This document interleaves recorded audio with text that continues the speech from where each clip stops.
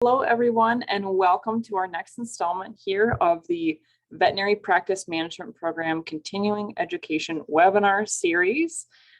This one is entitled 4 Elements Every Crucial Conversation Should Have, Practical Tools for Knowing What to Say and How to Say It. I am Kara Cray. I am Program Manager for the Veterinary Practice Management Program. We're going to call it VPMP from here on out.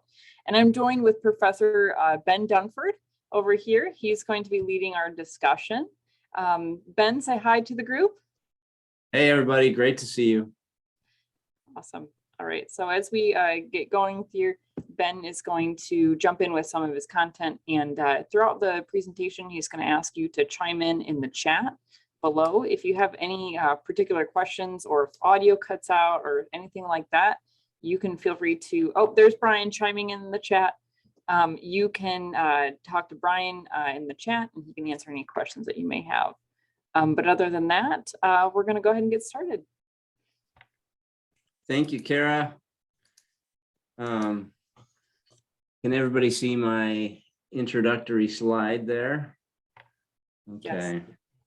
So we'd like to begin with a question.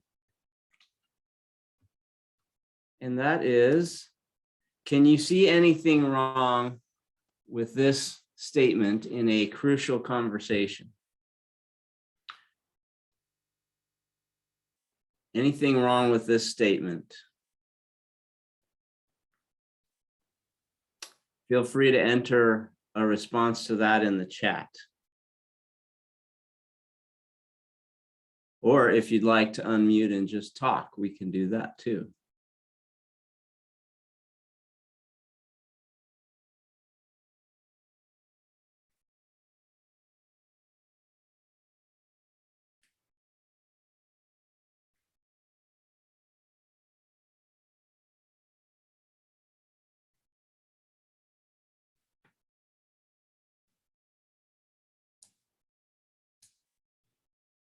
Okay, I see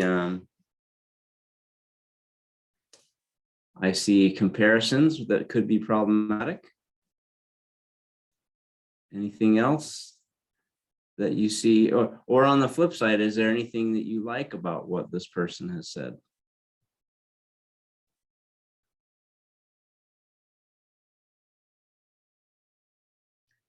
It's sort of one of those compliment sandwiches where it's a compliment and then kind of a critique. Okay, all right. So kind of a weak compliment again. Yeah, so that's an excellent observation.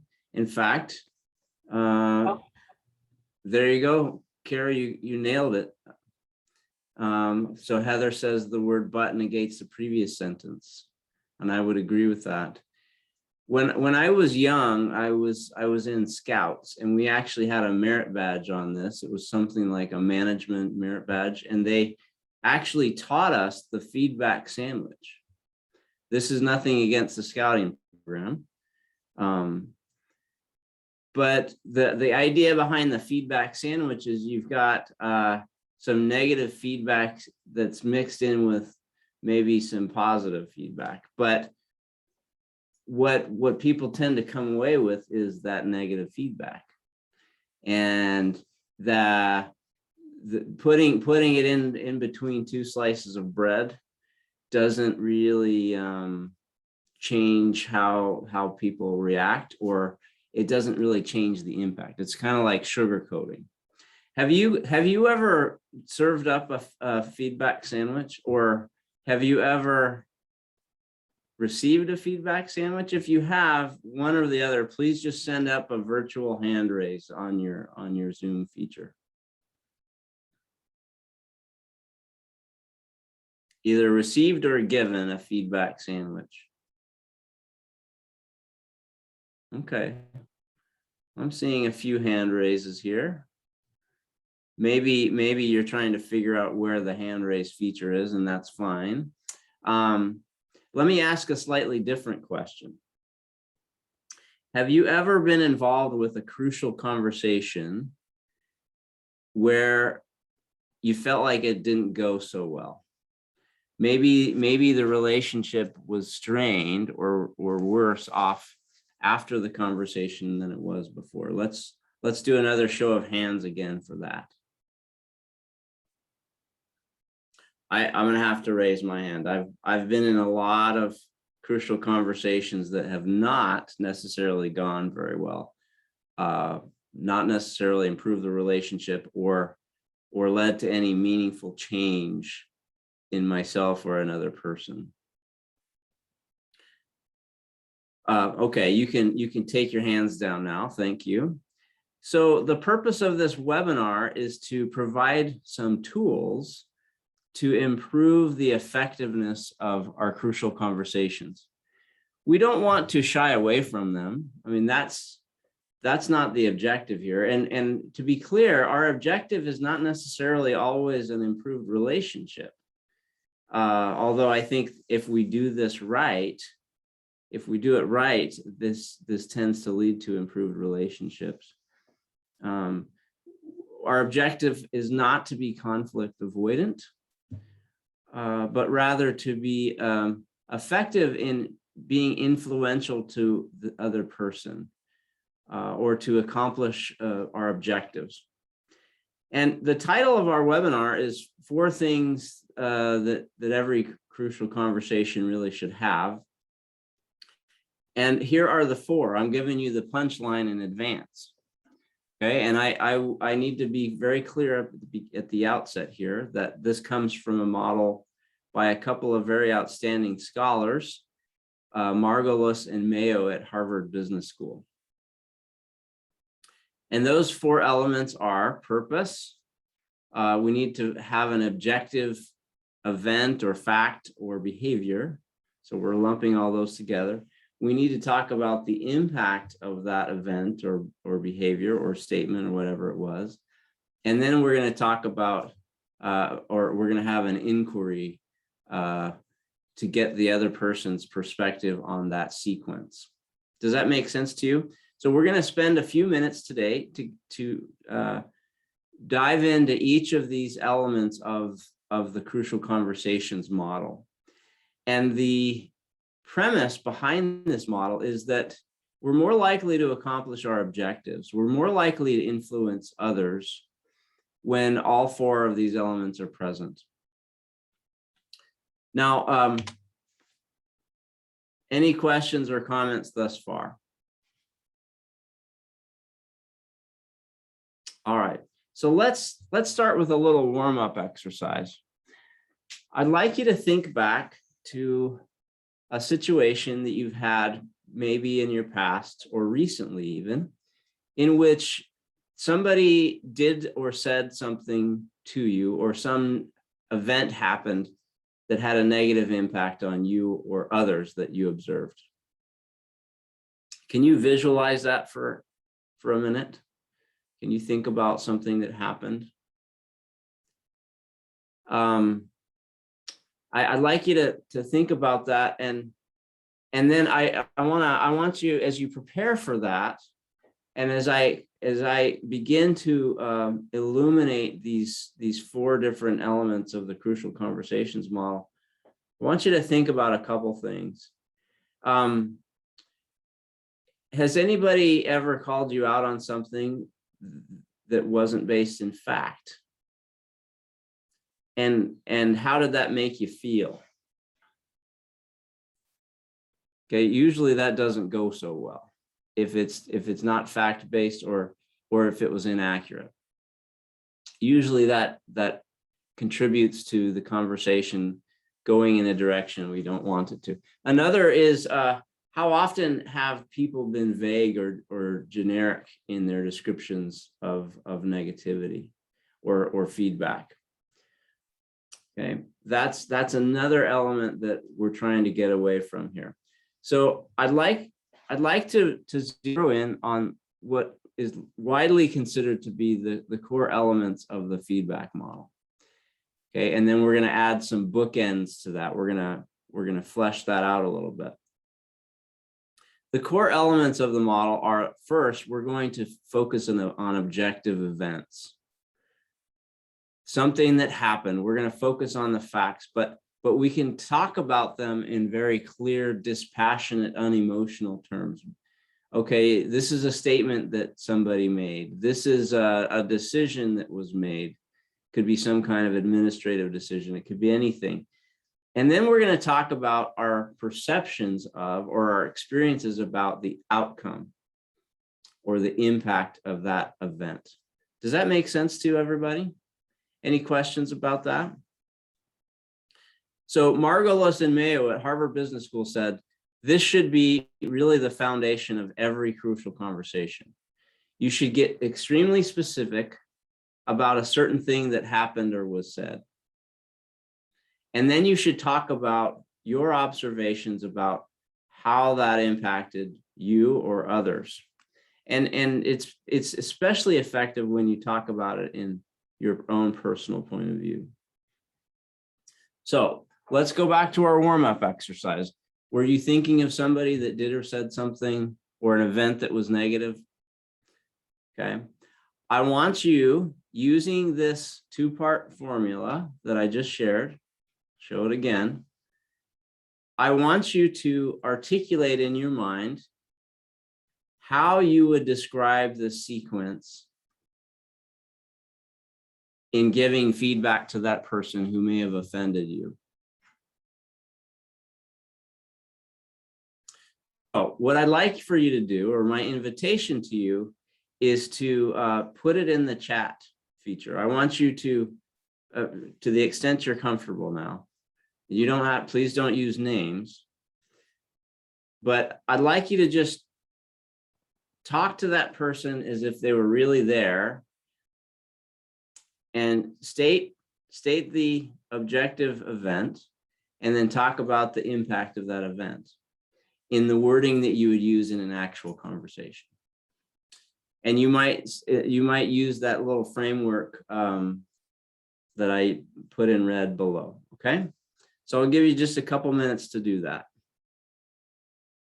Do I have a question there from anybody?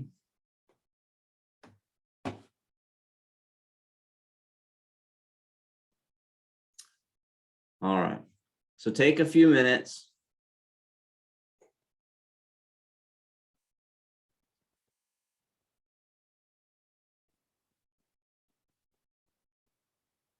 And write what you'd say to outline your behavior impact framework.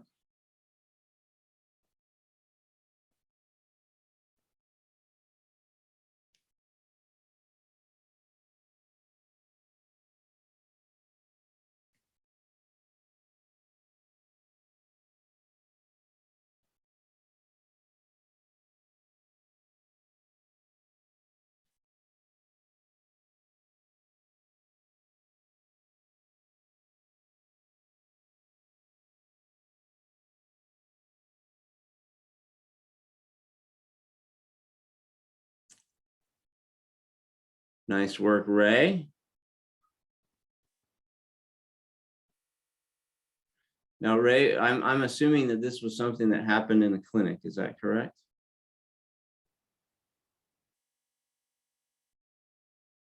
Okay. Very good.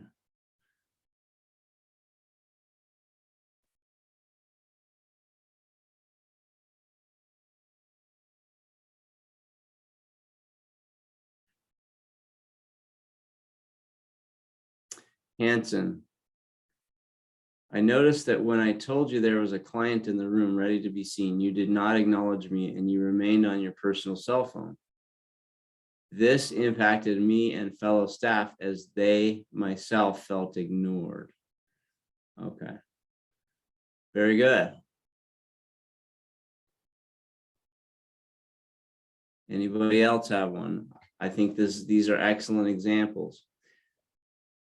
So there's enough specifics about what was said or what happened for the person to be able to go back and the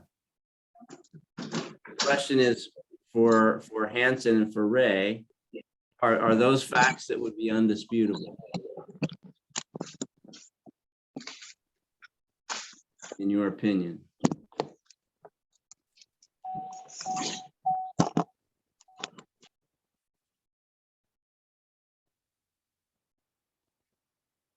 Okay, good. And that's the key. Okay, so here's a tip. If we can be specific enough to tee up the conversation, this conversation can be very helpful in eliminating or surfacing any misunderstandings about what was said or what actually happened. And what I like about these two examples is that they were both from a personal perspective. Hanson's example talked about feeling ignored. Okay, and I think that's useful for having some additional conversation. All right. So the overall guidelines are that we should be very careful not to replace or state facts as opinions. Sorry, let me reverse that. We should never present opinions as facts. The one of the best ways that we can avoid putting people on a defensive mode is to talk about things in objective terms, and then having a discussion about how it impacted you naturally leads to some inquiry that we'll talk about in just a minute. All right. So do you see the difference between these two examples?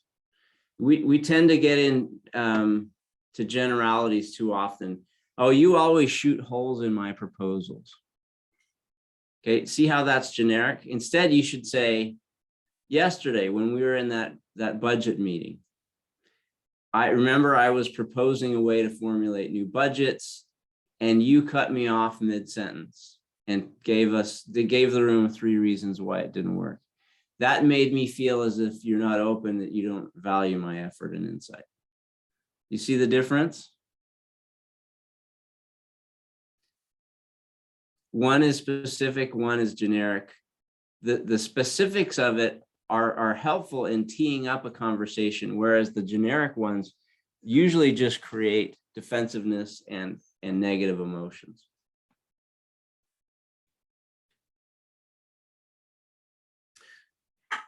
So can you guys please think about what are some additional downsides of generic statements in crucial conversations? How does that contribute to negative outcomes?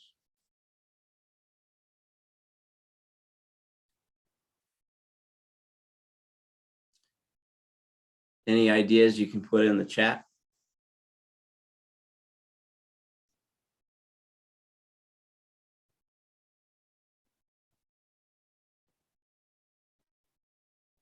Above and beyond what we haven't talked about already.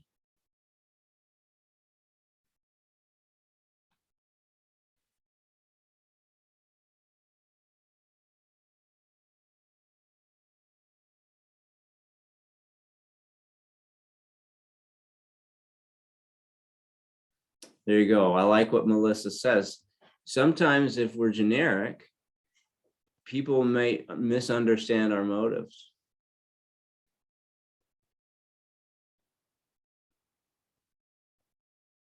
I like Hanson's comment, being attacked. Maybe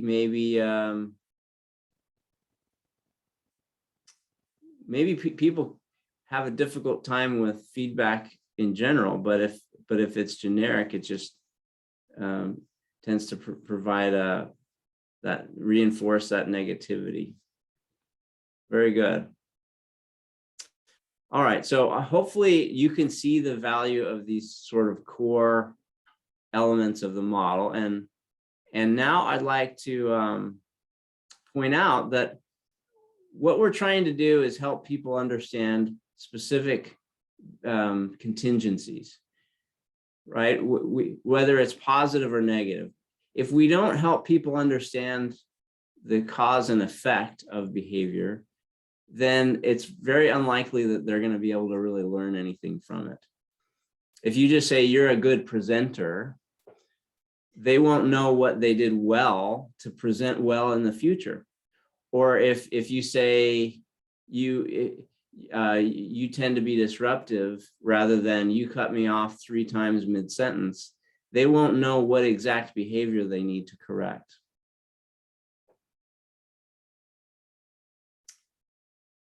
Okay, so now I want to, in the remaining time we have, I want to dig a little bit deeper. We're going to add a couple of bookends to the model, the behavior impact. We're going to talk about fleshing out the purpose and also having a discussion about inquiry. The Margolis and Mayo feedback model makes a number of predictions. Please think about the value of being clear in your own mind and being clear to the person about what your purpose it really is. And they suggest that when we're clear with ourselves and with others about our purpose, it really it provides a mechanism for a more productive conversation to happen. And I'd like to tie this back to what, let's see, who was it? It was Melissa. Melissa said generic doesn't always seem genuine. One of the biggest barriers to having an effective, crucial conversation is people misunderstand our motives.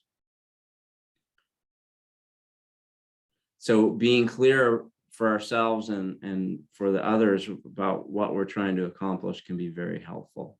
It can also help to surface critical missing information. Their model also suggests that when we inquire, when we gain people's reactions to this basic behavior impact sequence, this provides us an opportunity to learn from them. Maybe we're missing something. It's more likely that they'll be less defensive. Okay, so the main prediction here is before you go into any crucial conversation, it's really important for you to ask yourself why you're doing this. Okay, so I'm going to go back to Ray and Hansen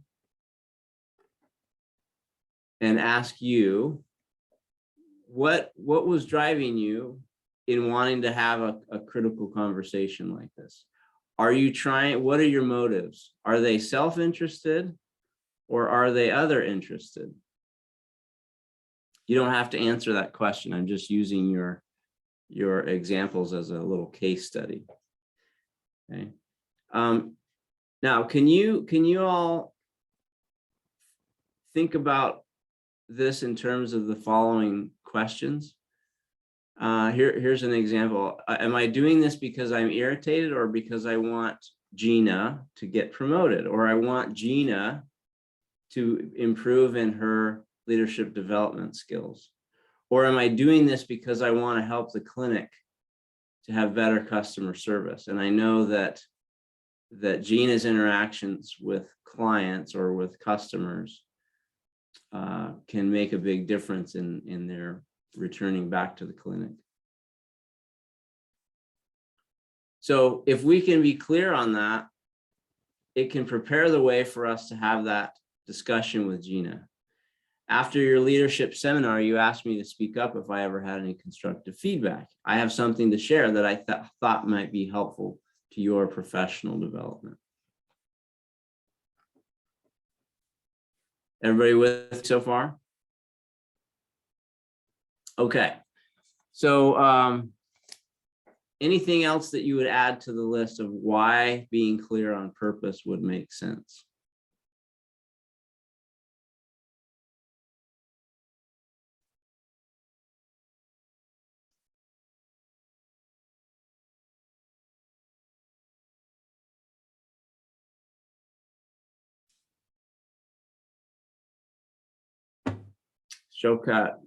Shawkat, am I pronouncing that correctly?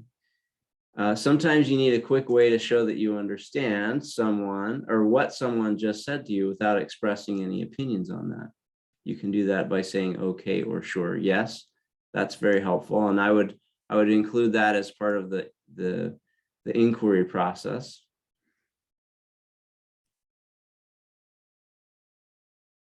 Any other thoughts on why it's important to be clear on your purpose?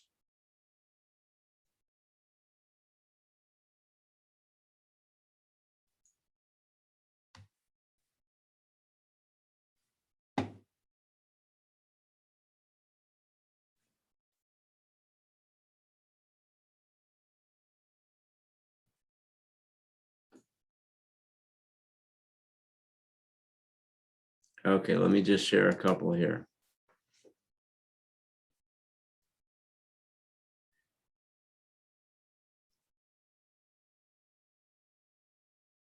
I like what Lauren says. It helps us to not get off track and keep it professional.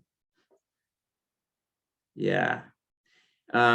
Usually there are multiple motives at work. And for me personally, it's very helpful to be able to frame how I approach this around altruistic motives. I have found that in general, when I'm reluctant to confront something, it's usually based on self-interest. You know, I don't want that person to dislike me. I don't want to create problems. I don't have time. I don't want this relationship to go south for selfish reasons. But when I think about it in terms of what can I do, how can this be helpful to the other person, or how can this be helpful to the organization, it gives me a lot more courage. And it also helps me frame this in a way that's productive for the other party. If a crucial conversation meets the needs of another person, or it solves a problem that they care about, it's much more likely to be influential. I also like what Melissa says about limiting assumptions. And Ray's comment about a people-pleasing attitude. Okay, so in a minute, we've got few enough people here that I think we can turn on our microphones and have some conversation. So we'll do that in just a second. Here is what I would consider to be perhaps the most important bookend, and that is the inquiry step. What is inquiry? Well, inquiry is when you ask open-ended questions of the other party after you have gone through this behavior impact sequence. And what you're trying to do is begin a conversation. You're not trying to end it, but you're trying to get their input and their perspective about what's going on. And the most important thing that you can do in an inquiry stage is to invite and make it safe for opposing views and for you to really listen. So here's a typical interaction. Let's say we've got two workers in a veterinary clinic, and Fernando is Brian's boss. Brian comes to Fernando and says, "You've asked me to meet twice a day. I'm not sure you're intending to send this message, but I'm beginning to wonder if you don't trust me." So do you see the behavior and the impact there?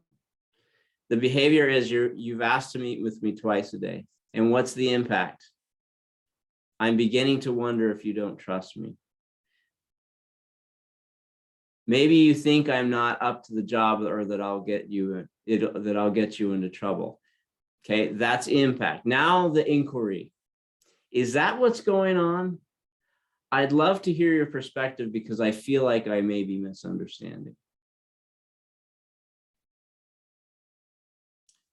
Okay, so that's inquiry. Does that make sense to everybody?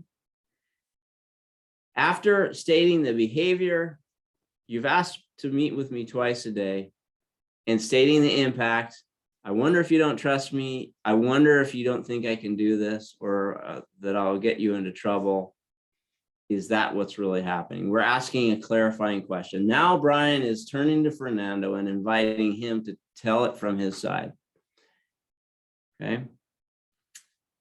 Fernando, he says, I was trying to give you a chance to get my input before you got too far down the path on the project. The last guy I worked with was constantly taking his project to near completion, only to learn that he left out a key element. I'm only trying to avoid surprises. So I invite you guys to unmute instead of using the chat. You're welcome to use the chat if you want, but we have a pretty small group here. What are you hearing in Fernando's response?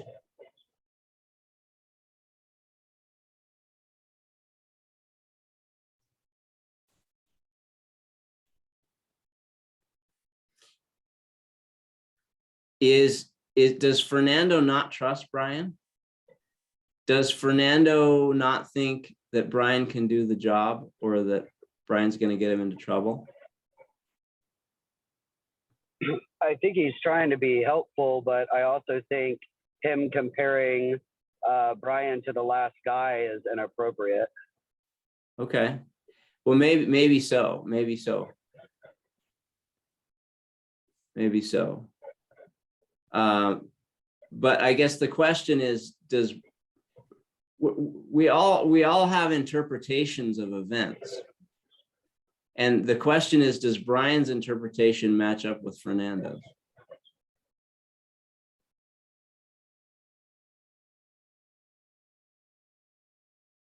What do you think?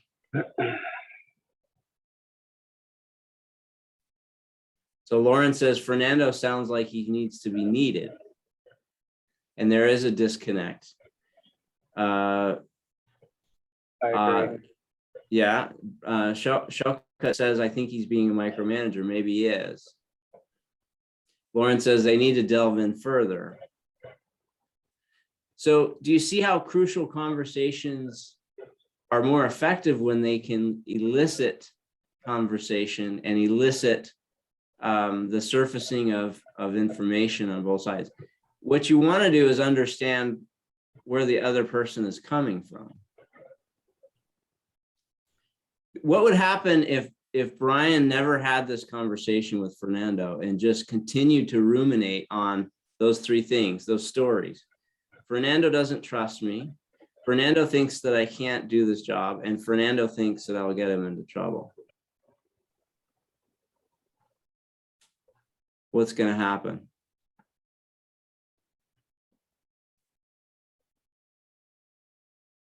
Going to affect their relationship and probably his job performance. Yeah, this will escalate. This will escalate. Very good. And we'll see a reduction in trust.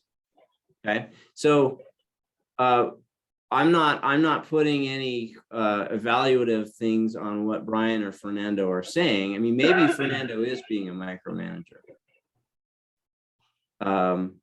But I don't read what I hear Fernando saying is, look, maybe I'm just trying to correct past mistakes.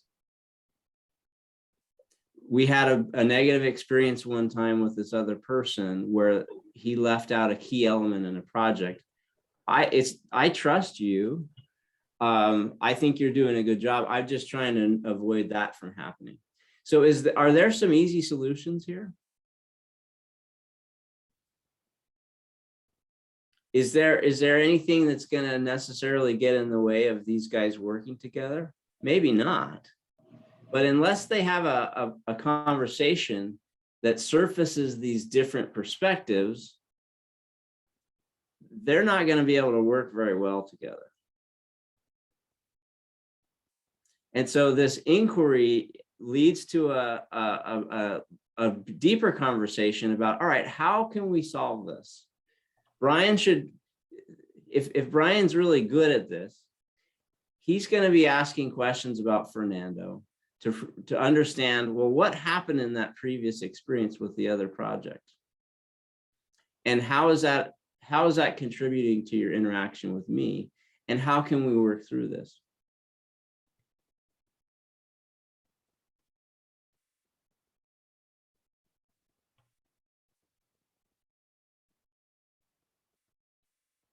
Okay.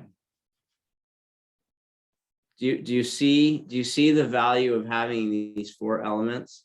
Understanding the purpose, communicating a specific event or behavior or statement, talking about impact, and then inquiry. Those are 4 elements that every crucial conversation should have.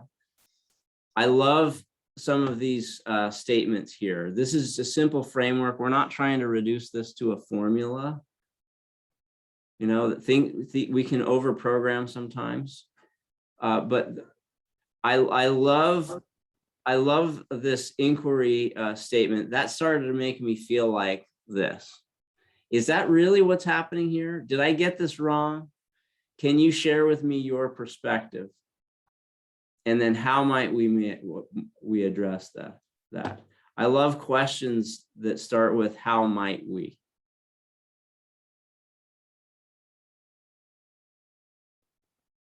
Okay. So why do we need inquiry again? Just unmute and tell me. Clarification. Clarification. We might have missing information on both sides. Great answer. What other answers? Why do we not just stop with behavior impact and call it good? Perspective. Perspective. Thank you, Heather. Clarify any assumptions. Clarifying assumptions. Thank you, Lauren. Remember, our ultimate objective is try to make influence for improvement. And if there's no dialogue that happens, if this doesn't lead to some kind of mutual understanding and mutual problem solving, no change will happen, and we'll probably wind up in a place that's worse than we were with no conversation.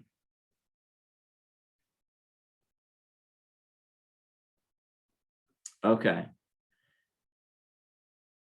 So inquiry is really important, and the authors of the model even go so far as to suggest that you can use inquiry even prior to the behavior impact stage.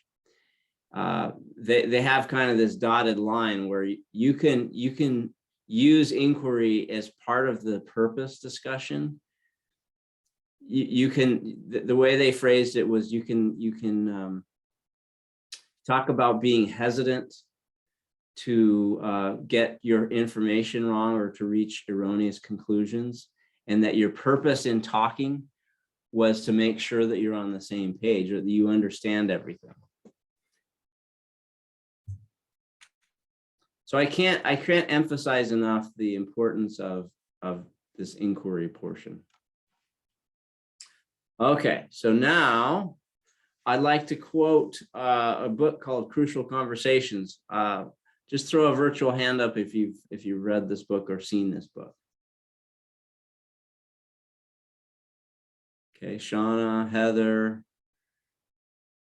The Crucial Conversations model parallels the Margolis and Mayo model from Harvard in many ways.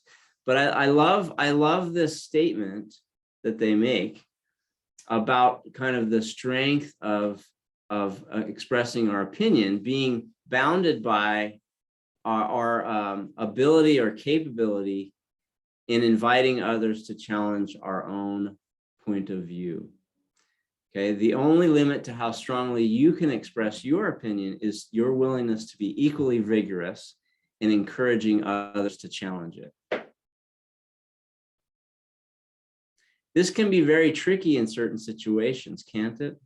Especially when we're the boss. Do the people that work for you, do they feel free in speaking up? If you talk about an incident and the outcome of that incident, do they feel free to chime in and say, look, that's not how it was. That's not how I see it. You got this all wrong.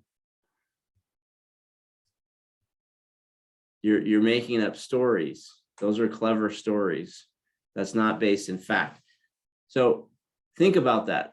It's up to you to provide the kind of environment, the kind of climate in which people feel free in sharing their opinions on this. I have a quote I'd love to share. Please. Opinion is really the lowest form of human knowledge. It requires no accountability, no understanding. The highest form of knowledge is in fact empathy. It requires us to suspend our egos and live in the other person's world. It requires profound purpose, larger than the self kind of understanding. That's brilliant. Thank you, Lauren. Who stated that? A guy named Bill Bullard. I have to look up where it came from. Perfect fit. I love that. Empathy is going to take us a long way, and self-awareness is going to take us a long way in crucial conversations. All right, now I need to leave a little bit of time at the end here for some questions and for discussions about programs we have to offer here. But let me just reiterate the four elements. Everybody got those? Are they imprinting in your mind? Purpose, objective event, impact, inquiry. And now I'd like to ask for a volunteer. We're going to do a little case study. This is something that would happen frequently, I think, at a clinic that you may work at. So take a moment and read the little scenario.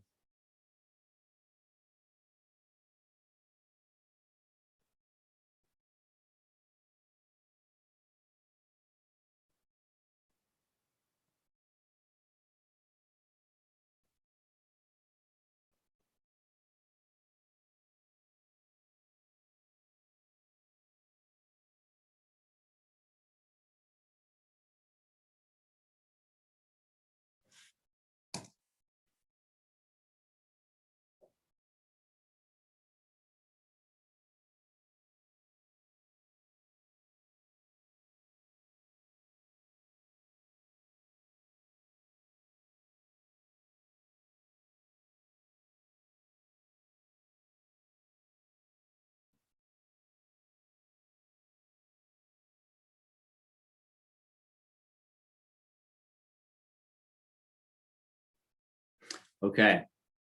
Now let me ask, what are some of the potential purposes of this conversation? Please just unmute and let's have a dialogue. What different angles can you approach this from in terms of your purpose?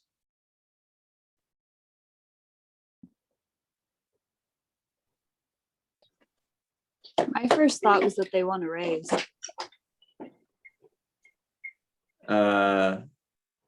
You mean the person talking about their financial situation? Yeah. Okay. So what would your purpose be then if you're their boss or their coworker? I would ask them kind of if that's what they're fishing for, and then do a review and give them some ways that if that's a possibility that they could get a raise. Okay. Thank you. That's good. Anson, did you have a comment on purpose?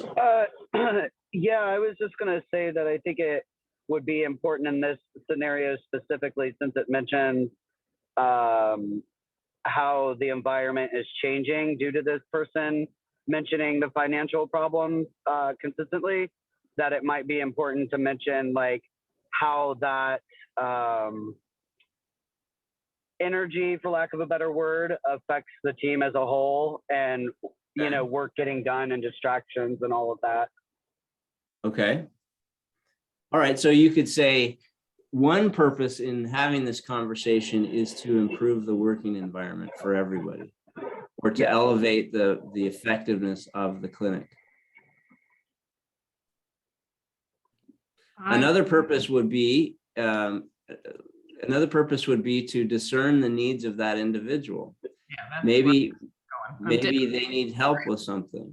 Yeah, I'm going dig deeper. There's something you have to find out. We need some action for this person, not just a listening ear. We need help for what the problem is. Is there a sick person at home? What's causing the finance issues? Can we find some solutions for them? Can they work extra hours? You're a coworker. You're not necessarily their boss. So can they do a side hustle? You know, is there some productivity at the hospital, if this is a hospital, that we can change? You know, in early, over late, are there extra shifts to pick up? You know, you need to dig to the bottom of this. Right. And so that puts inquiry at the forefront, doesn't it? Like, what's really going on here? But what I'm hearing in all these statements is that the purpose that you all have put forward are very much other focused. You're trying to help this person, or you're trying to help the organization. What would be a self-serving purpose here? Setting boundaries. Okay. Maybe that's not a bad thing. You need to get your work done. You could always offer, you know, if they want to continue to talk to you about it as a more of a venting than necessarily assistance, do it outside of work. Okay. Like, hey, let's meet up and go walk around a park and we can talk about this more thoroughly when I can give you my full attention because I'm not at work and also focused on these things. Good. Excellent. So why is it important, going back to this first portion, first bookend, why is it important for you to be very crystal clear in your own mind before you even have this conversation, what your purpose is?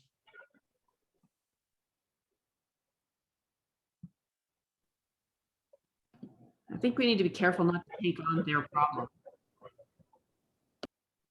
Okay. Yeah, I agree. Because in my opinion, the purpose of the conversation should dictate the direction you go with it. If our purpose is to alleviate frustration on our end, or if our purpose is self-interest or some other purpose, then we might frame this as, look, I'm trying to get my work done here. Whereas if the purpose is to help that person, you might say to them, we've had some conversations about this for the past 2 months, twice a week. In fact, I wanted to have this discussion because I'm wondering if you're in trouble, or when there are ways that I can help you. Is that what's really going on here? Okay, now I need a volunteer to do a little role play. I'll be the employee that has the financial problems, who's coming to you. You'll be the coworker. And I need somebody to go through this model and have a crucial conversation with me. No pressure. You're just in front of a group here. But it's good practice. And I promise I'll be polite and gentle. So who would like to jump in?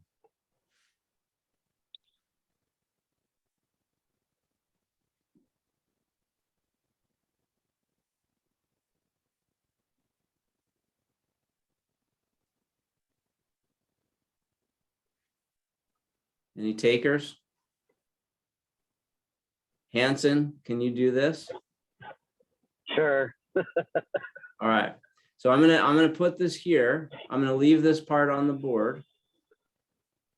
And let's just practice, okay? And I'd like to invite everybody who's observing to think about what they might say, and see if you can identify elements of all four. Even and Hanson's just going to do the best he can. Okay, go ahead, Hanson. So you want me to just address what was already in the paragraph? Yeah, this one here. So I'm the person that comes to you twice a week for the last 2 months. Okay. And I'm, All right. yeah, Okay, I gotcha. All right, so I've noticed that you have financial problems quite frequently. It is creating a distraction, and I would like to find out if there's anything I can do for you to lessen the distraction for myself and other coworkers and help you out at the same time. okay. Very good. All right, so I heard purpose in there. I'd like to help you out, and I'd like to help minimize distractions. And those were good. You don't have to have a single purpose. Okay.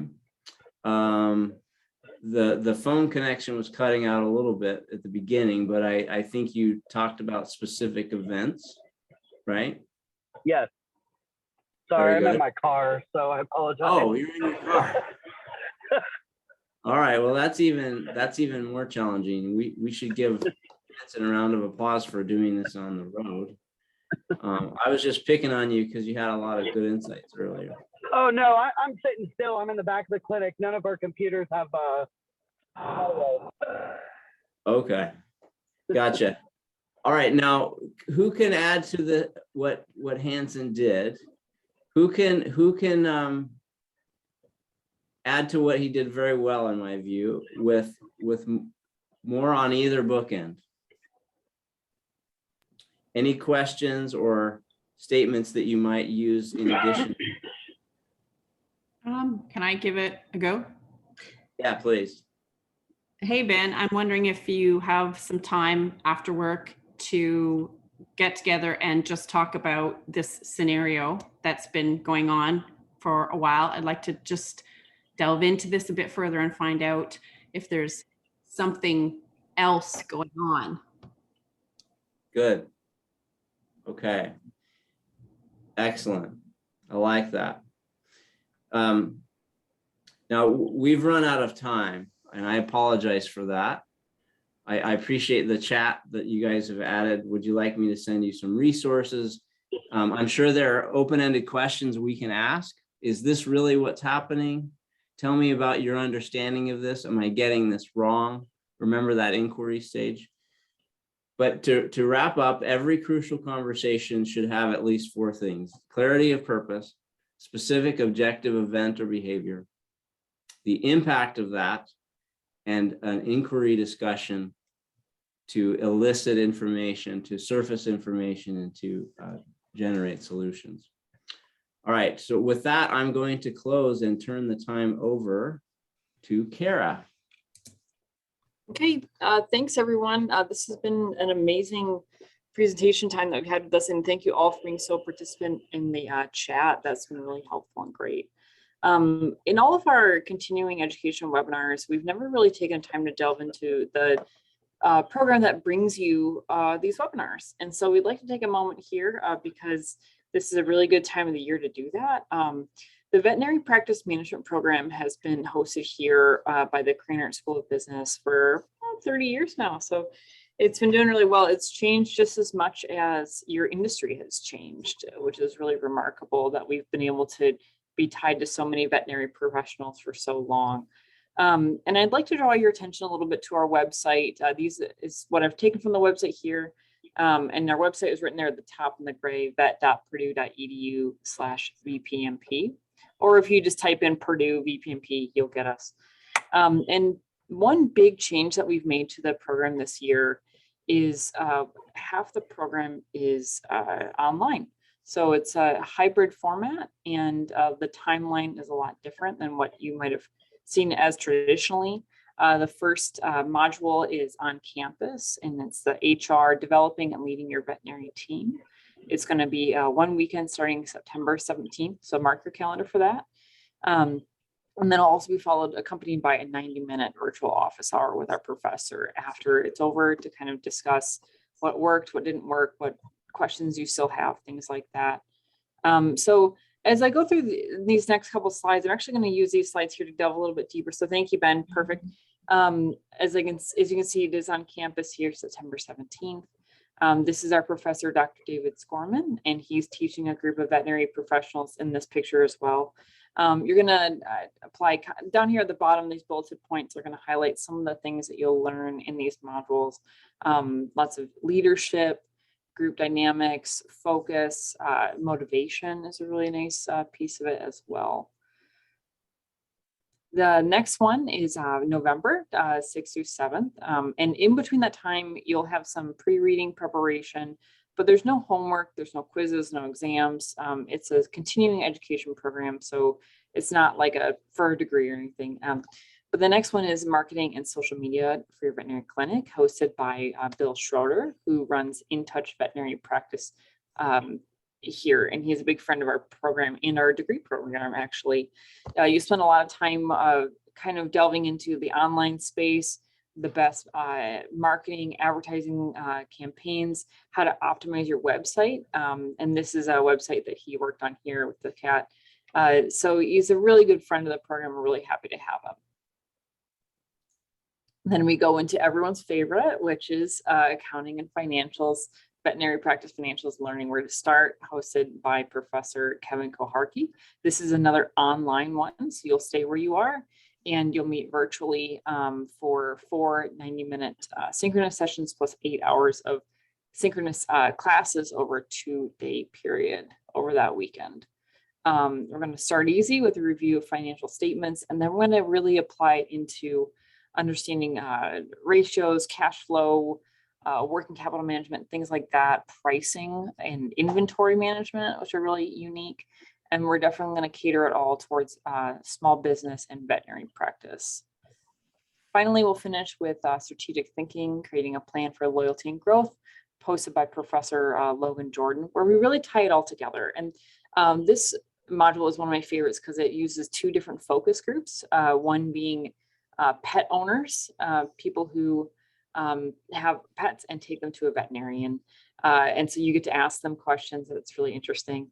And then other focus group is we take graduating students of the Purdue Veterinary College, and you get to ask them what they're looking for in their first job, what they want as far as like vacation days, what they're expecting for salary, work-life balance, things like that. Which is a really unique opportunity to kind of gauge what the graduating professional is looking for.